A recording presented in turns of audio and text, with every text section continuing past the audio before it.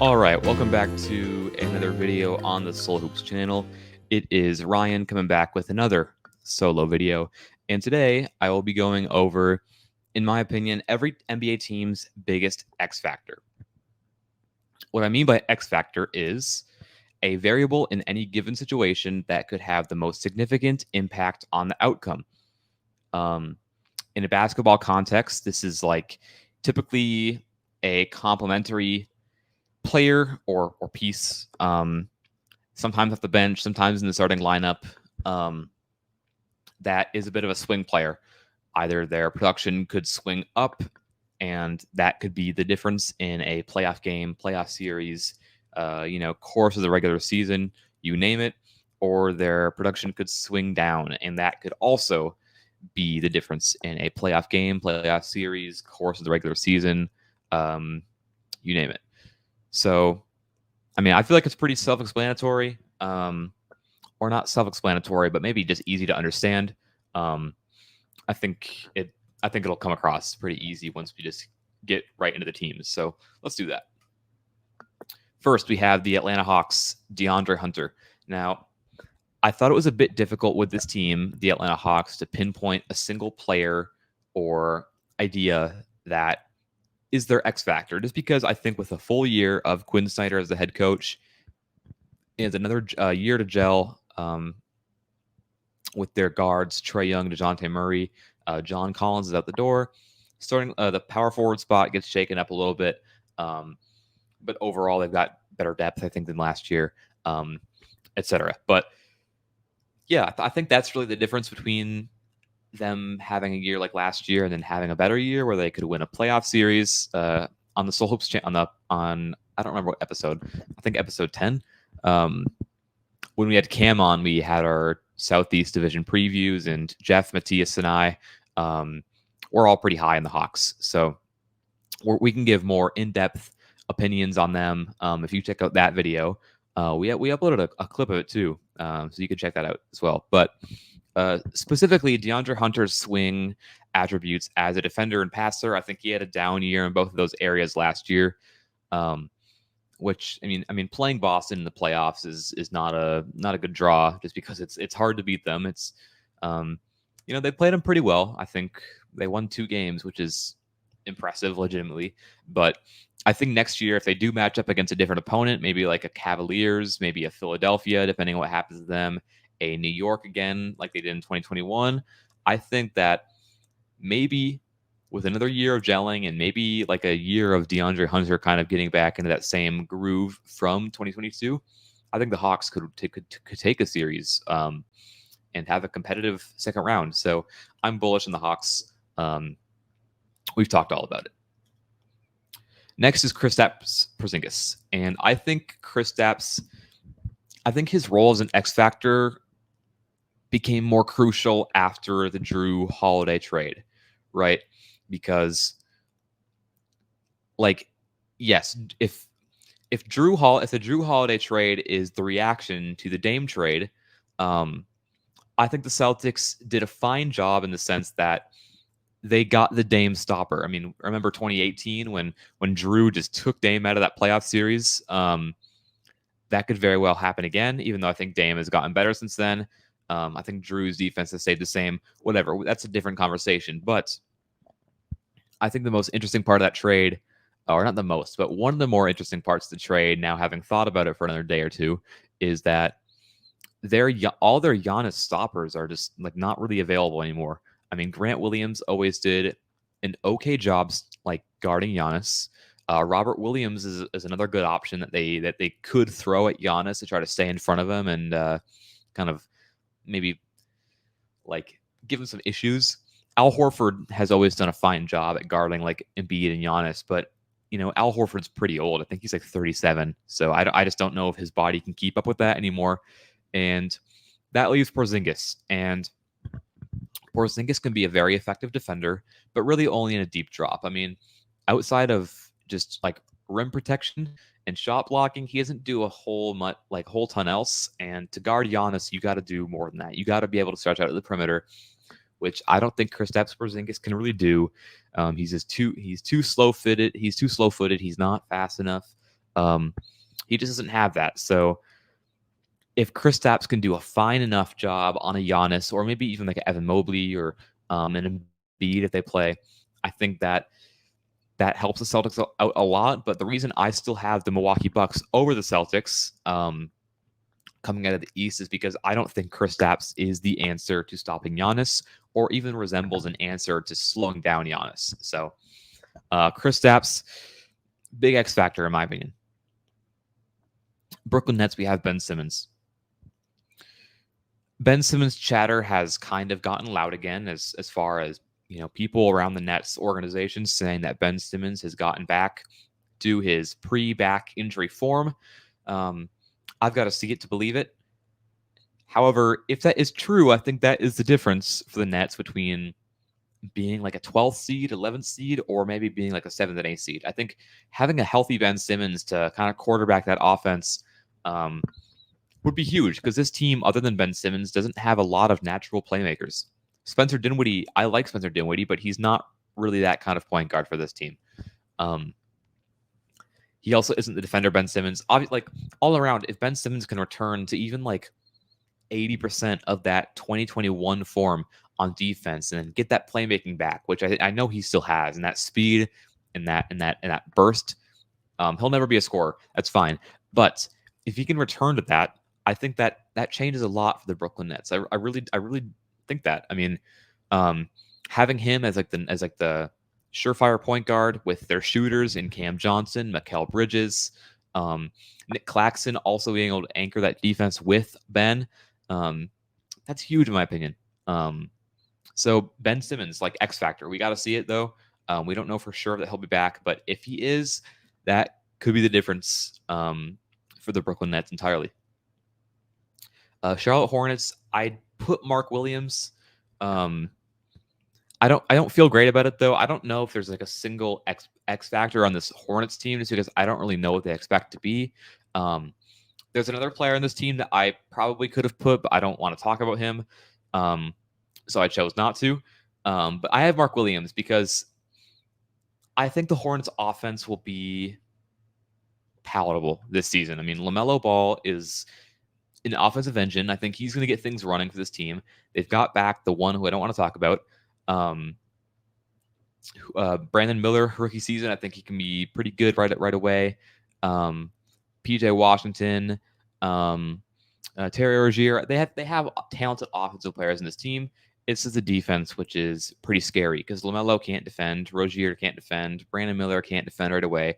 PJ Washington is okay defensively, but nothing great. But if Mark Williams can really anchor that defense for an entire season, we saw flashes of it last season, good flashes. But if he can anchor an entire defense for a long portion of the season and at least make it fine, like if he could make this defense like a top 20 defense, that's the way I think the Hornets can kind of get back into that play-in area.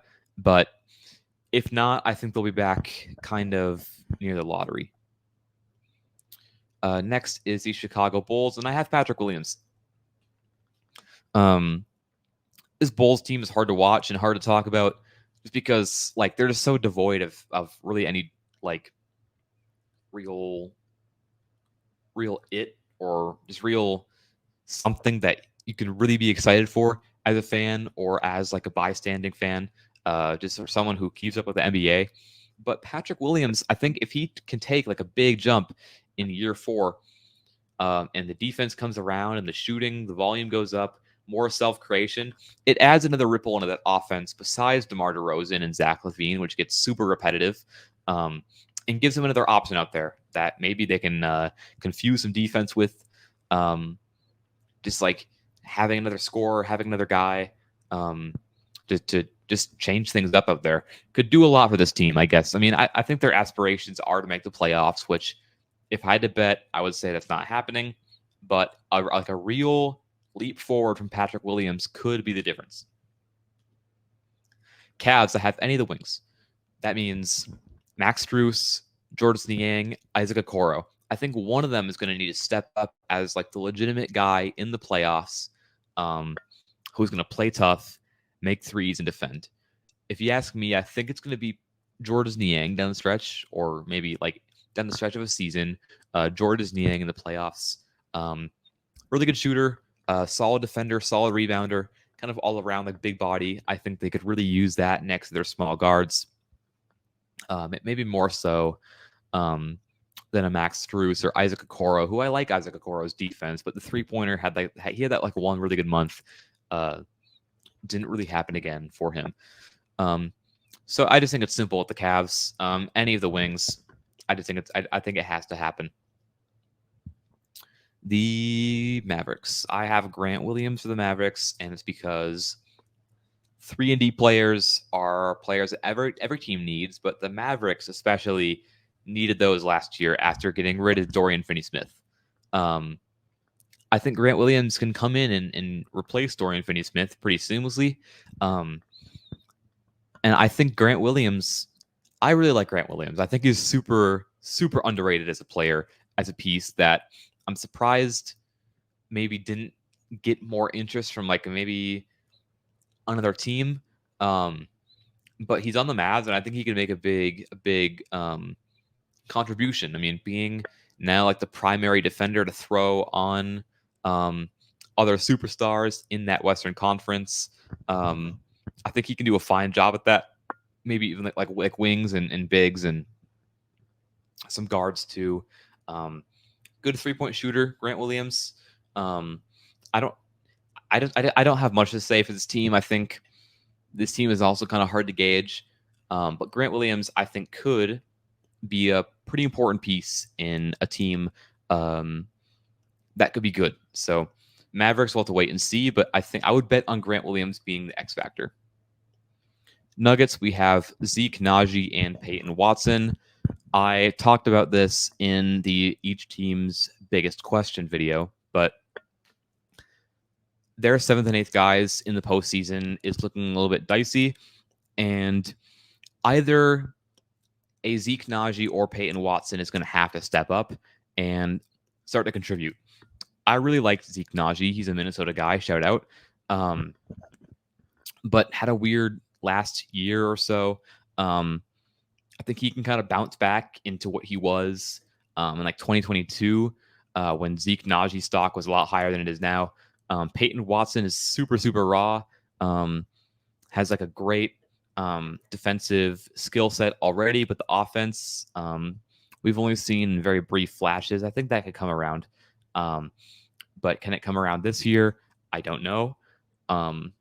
So overall, Zeke Nnaji and Peyton Watson, it's just the same as the each team's biggest question videos. It's like the playoff depth is the question for this team. Detroit Pistons, I also didn't really know who to put here. It's kind of similar to the Charlotte Hornets thing where I just don't know who to put because their aspirations are a bit unclear. Or at least, if not unclear, then they don't. It's not super winning focused right now. But I've got James Wiseman. It's kind of a not like a last chance season for James Wiseman, but like it sort of is. Like James Wiseman is going to absolutely need to show that he is still a contributing player, or not still, that he is a contributing player in the league, and that he being picked number 2 was even a little bit worth it. Because right now it seems like the answer is no. But with the Pistons this year, maybe he could. Maybe with like a full season where there are less expectations than in Golden State, and he can play with Cade and the other young guys and another big next to him. I think there is a chance that he can kind of like rise up and be really good and make the Detroit Pistons like a playoff team as being like a second or third option on offense. But we'll have to see it. I mean, it's not like a great choice, but I don't really know who else I could choose for the Pistons. Warriors is Chris Paul. Definitely Chris Paul. I mean, in the biggest questions video, I talked about the young guys because that is a big question. Can or will the young guys be trusted in the playoffs? But I think as far as like a singular X factor, I think it's got to be Chris Paul. I mean, Chris Paul is supposed to be the answer to the problem that the Warriors have had forever, which is when Steph Curry's out of the game, the offense sucks, and they don't have anybody out there that can control the offense and keep things afloat when Steph is out. Chris Paul is supposed to do that. I mean, the reason they traded for him is because Jordan Poole couldn't do that. So, and like you could argue that the non-Steph minutes is what lost them the series against the Lakers. In addition to all the obvious stuff like Anthony Davis being Anthony Davis, but Chris Paul is going to need to shore up a lot of those issues with the Warriors if they want to make that run at chip number 5 for that Warriors core and chip number 1 for Chris Paul. It's going to have to be a good fit, and he's going to have to really embrace an off-the-bench role for this team, which is also a big question mark and something that makes him even more of an X factor. So Chris Paul it is for the Warriors. Rockets, I have Jalen Green. The Rockets, they spent a lot of their money this season, or pretty much all of their money this offseason, kind of getting these like culture-setting veterans in Dylan Brooks, Fred VanVleet, Jeff Green.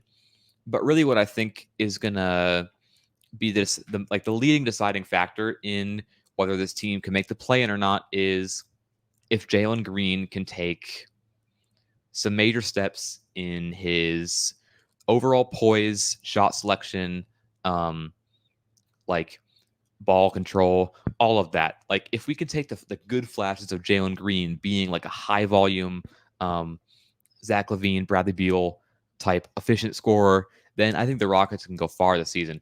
Not far like playoff wise, obviously, but far compared to their expectations. So there are other options I could put Jabari Smith Jr. I think he also kind of fits this pretty well, but Jalen Green, I think, is going to be the one that, if it has to be anyone, he is going to push the ceiling of this Rockets team to its capacity right away this season. Next, for the Pacers, I have Obi Toppin. And with Obi Toppin, I am high on Obi Toppin, but we haven't seen a whole lot. I mean, we saw that he did not have the trust of Tom Thibodeau at all in New York and didn't play a lot. Julius Randle's ascension during Obi's rookie year kind of took away a lot of opportunity for Obi to grow into the player that I think a lot of us thought he would be coming out of Dayton, right? I don't know. But with a new change of scenery, I think Obi Toppin could rise and be like a pretty decently high volume scorer. I wouldn't say 20 points per game, but maybe like a 16, 17. If that happens, along with the additions of Bruce Brown, Miles Turner's back again, year 9, Tyrese Halliburton kind of running the show, Andrew Nembhard, Benedict Mathurin, whatever they get back for Buddy Hield, I think the Pacers could be pretty decent and maybe like a 7th, 8th seed. If Obi Toppin can kind of be the one to rise above the rest and take on like a bigger scoring production role.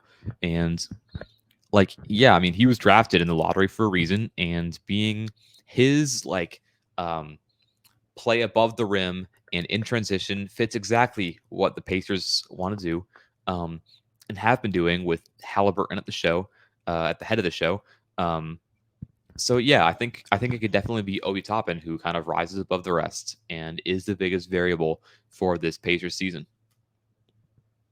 Clippers, I have Russell Westbrook. Russell Westbrook shocked a lot of people last year with how good he was after coming to the Clippers. Can it be repeated though? Can that play from the playoffs and the late last season with the Clippers be repeated? I don't know. I mean, it seemed like the Clippers have maybe not all the faith in the world in Russell Westbrook because we know for a fact they were very, very involved in the Jrue Holiday sweepstakes. I don't think conversations have gotten anywhere between them and Philly for James Harden, but we know for a fact that they were actively trying to find a new point guard, which you could see that as a vote of no confidence in Russ as a starting point guard. But I don't necessarily blame them because I think Russell Westbrook is better off the bench at this point in his career. But if he is a starting point guard to start the season, which there aren't really a lot of other point guards in the market right now, or James Harden, I don't even want to talk about. But there aren't really any point guards in the market right now. So Russell Westbrook is going to be that one to start the season. And if he can just like limit, like, I know it's hard for him because this is just not what he has been in his NBA career, but limit the turnovers, play your role, take good shots, get the other guys involved. Just be Russell Westbrook without all the crazy Lakers stuff going on. And that could be an X factor. I mean, just kind of like igniting this very slow paced Clippers team, getting them out and running with Paul George, Kawhi. I think Russell Westbrook is the main X factor for this team, in my opinion. Lakers, it's D'Angelo Russell. Oh boy, so I feel like we kind of know what it is with D'Angelo Russell. Obviously, a very, very, very talented isolation scorer. Loves to come off those screens, get involved in the mid range. He loves the three. He loves the pull ups. He loves all of that. Is a pretty good passer. I mean, no, he's a skilled passer, right? But his abilities as like a main quarterback of the offense to kind of read the floor, be the offensive engine, just kind of never panned out for him. And that, along with being a zero in defense and having like pretty well documented playoff struggles, we like he's like an enigma of a player. And the Lakers half court offense sucked last year. Even after the big trade, halfway through, it just wasn't good enough to beat Denver. And Denver is a hard team to play, yeah, but I think they could have had like multiple like one games in that series against Denver if their half court offense could be better. You can point to D'Angelo Russell just not really having an impact in that series, to maybe not like the reason why they lost in 4, but one of the factors that didn't exactly help. So if D'Angelo Russell can really solidify that starting point guard job next to Austin Reeves, next to LeBron, next to Rui or Vando, and next to AD, his job is the easiest it's ever been. But if he can play in the playoffs and be effective and have another great shooting season, I think he can be the X factor that takes this team over the top. And this team could potentially come out the West if D'Angelo Russell is just like completely locked in and completely playing at the best of his abilities. Grizzlies, I've got Jaren Jackson Jr., and I think this one's kind of obvious because I think they need someone to kind of weather the storm when Ja Morant is suspended, and Jaren Jackson Jr. is probably going to be the guy that has to do the majority of that on offense, because I think Desmond Bane is a little bit too one-dimensional. And Jaren Jackson Jr. has more ways he can score. So I think he's the biggest X factor. And even like in the playoffs, like when Ja's back on defense, it's like when he has to play the 5, is he going to rebound? Is he going to do all the things that a 5 needs to do? Not completely sure. Next, you have the Miami Heat. And for them, it's just their starting point guard position. Like Kyle, like they struck out on all the point guards this summer. Obviously, the Dame stuff just kind of didn't happen. Drew Holiday stuff also didn't happen. I'm not really sure who else is available, and they aren't going to bring Harden. That's just not really what they do. So it's going to be like more Kyle Lowry and Tyler Hero, and like I just don't love that for them. Losing Gabe Vincent really sucks. This whole offseason for the Heat has kind of sucked. And I think they could be back in a similar spot to where they were last year. Maybe not the finals, but like in the Eastern Conference Finals. If they had a more secure option at point guard, but right now they don't. So that's it. Whoever their point guard is, or like whatever solutions they might try to find for a point guard. Bucks, Brook Lopez. Brook Lopez is getting old for sure. I think he's like 35 right now, which for like high level defensive center rim protector is old. Like not a lot of rim protectors and like defensive anchors like Brook Lopez can really do what they do for like turning the corner of their mid 30s. So like how many years does Brook Lopez have left in him of being like a top 10 defender in the league? If he can be that again this year, I think the Bucks are my finals pick. If he takes a step back, I think things get a bit more questionable with those aspirations. But we know what Dame's going to be. We know what Giannis is going to be. Chris Middleton is back and healthy. Some of the bench pieces are intriguing, but like Malik Beasley, we know what he's going to do. Bobby Portis, but for me, it's Brook Lopez. Like, can his body just like hold off the decline for just 1 or 2 more seasons? The Wolves, I have Karl-Anthony Towns. We know what Anthony Edwards is going to be. He's going to be great. Jaden McDaniels has a ton of more room to grow. I think he'll grow into that this season. Mike Conley at his age, we know what he's going to be. Rudy Gobert, we know what he's going to be. And Karl-Anthony Towns, it's not like his skill set is necessarily like changing at all. It's just like, how can he fit with this new team? And I think a lot of that is on Karl to kind of adjust the rest of the team and be better equipped with like the understanding of when to mix in the 3-pointer with like the pump and go and the post ups and kind of fill the gaps, because it's the Anthony Edwards show in Minnesota. And with Karl Towns as the pretty clear number 2 option, which he's never really been before for the Timberwolves until this season, I'd argue. He's going to need to adjust to that and find ways to still be Karl-Anthony Towns, not as the number 1 option. Pelicans, I've got CJ McCollum. Yeah, I mean, CJ McCollum didn't have a very good season. I mean, you look at the numbers and they're fine, but the 2-point percentage just fell off a cliff, it felt like, which is weird because that's been CJ's bread and butter ever since he came into the league. He's been one of the best pull-up mid-range shooters. We found out that he was dealing with a shoulder injury, so that kind of explains maybe some of the shooting, and also like the loose handle at times and just the poor play down the stretch from CJ. But like, obviously Zion's health is the cop-out answer, because we could do health for every single one of these teams as far as X factor, because that typically is one of the biggest X factors in a single season, is like who's going to be healthy. But CJ McCollum is not a natural point guard. But if he can become enough of a natural point guard for this team, they can make some serious noise. And I think they were making serious noise last year before Zion got hurt. So this season, it could be different.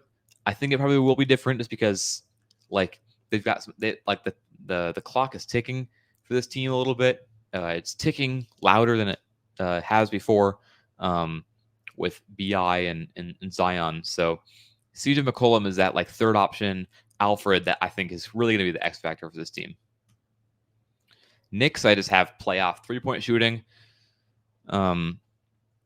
Like when it came to the playoffs last year, their 3-point shooting as a team fell off a cliff. I mean, Julius Randle couldn't make a thing. Quentin Grimes couldn't make a thing. Emmanuel Quickley just couldn't make a thing. Other than Brunson, it's like their 3-point shooting just wasn't there, and that's what's going to be the biggest thing for them if they want to have another run to the second round or conference finals. Is that they're going to need to be a good shooting team in the playoffs. And this isn't like a 1 year or 1 series issue. It happened in 2 series for them last year. 2021, they had a lot of the same players, and it just kind of was the same. 3-point shooting fell off a cliff.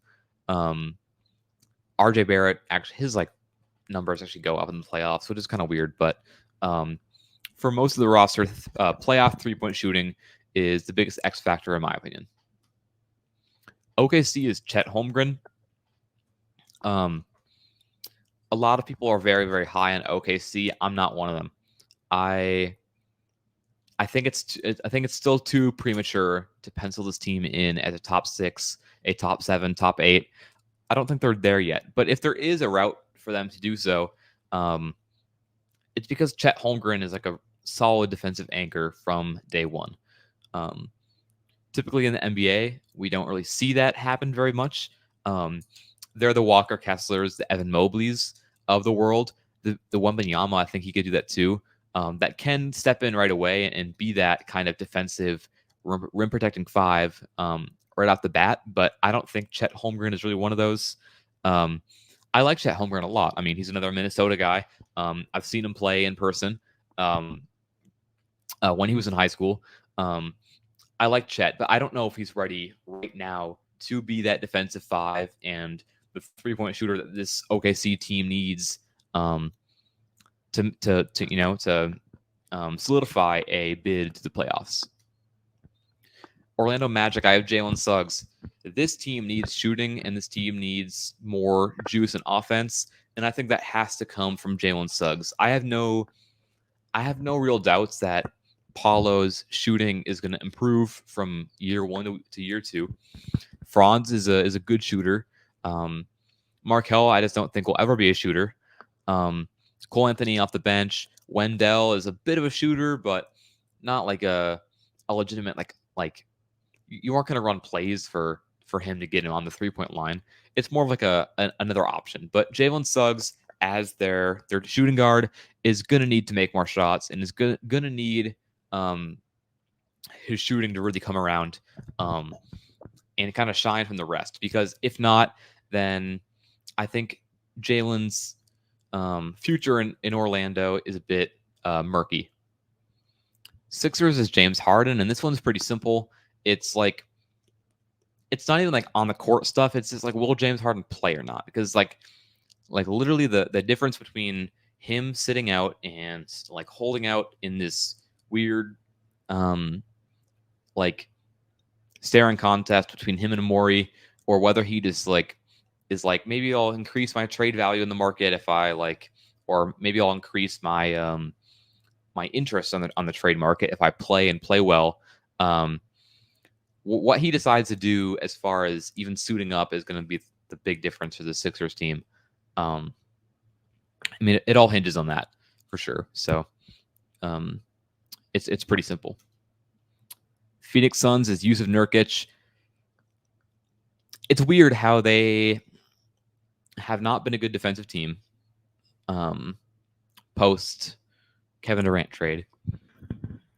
And even though DeAndre Ayton wasn't good at defense last year, he's shown that at times he's pretty solid at defense. And I think it's weird how their solution to their defense issues was to trade Ayton for a worse defensive center. Jusuf Nurkic is not a good defensive center at all. I don't really know what their plan is with him. Maybe Frank Vogel can kind of unlock something in him defensively, but I'd bet probably not. Just because Jusuf Nurkic is late. It's late in his career, or not late in his career, but he's been in the league for a while now. So those kind of things don't really happen overnight in one season and in one new system. On offense, he's a softer finisher than Ayton. It's like, it's weird how badly the Suns wanted this guy. It really is. So I think he's the X factor, because if he can prove to us why the Suns wanted him, I think the Suns are like, without a doubt, top 2, not top 2, but like top 3, top 4 finals favorites. But if not, I've still got too many questions about this team. Blazers, like DeAndre Ayton, like I don't think they really have an X factor, just because their expectations this year is to just like kind of see what they have and just have fun. But I did put Ayton, and that's because like if they did want to win some games this year, which I think they could. I mean, they've got a not bad roster, considering the talent that went out the door. I think it'll be because DeAndre Ayton is back to like defensive plus DeAndre Ayton, new system, new organization that he really needed. Could kind of like reinvigorate a lot of that lost magic for DeAndre Ayton. So I just put him down. Don't feel great about it, just because this team, the expectations are just like nothing. Kings is Keegan Murray, and the Kings are trying to go back to the playoffs. Obviously, they're trying to replicate last season as much as they possibly can. which will be hard because they were so healthy last season, and no other team was even as close as healthy as they were. But I think if they did want to, claim their bid back into the playoffs, I think Keegan Murray is going to have to be a big part of that in stepping up. A stat from last year, in games that Keegan Murray made 5 3-pointers or more for the Kings, the team went 10-1. That's pretty good. That signifies to me that if Keegan Murray is obviously if you're more efficient, the team does better. But I also think a lot of that is because if you can get Keegan Murray more shots and you can involve him more, which I think they can, and if Keegan Murray can show more than just a catch and shoot 3-pointer, like if Keegan Murray can show more off the catch, like dribble penetration, getting to the rim, self creating off the dribble, all of that, more passing, more like the defense is fine. All of that. I think Keegan Murray is like a piece that needs to be like unlocked for the Kings to be back to where they were last year, which was a Steph Curry amazing game away from the second round, which is just crazy to think about considering what the Kings have been the last 15 years. Spurs, I got Trey Jones. A lot of people have lofty expectations for the Spurs. I think those people are going to be in for a bit of a disappointment, like because this team is just not ready to be good. With Wembanyama's rookie season, and Sohan's number 2 season, and Vassell, who just got paid, is kind of still growing into his own as a player, and Trey Jones is probably, I like Trey Jones, another Minnesota guy. But Trey Jones is like probably the worst starting point guard in the NBA, which like there are a lot of good point guards, so it's not necessarily a diss, but he's just not really up. He's going to be the worst of the point guards in every game he plays, basically. So with the exception of maybe like a Toronto, but whatever.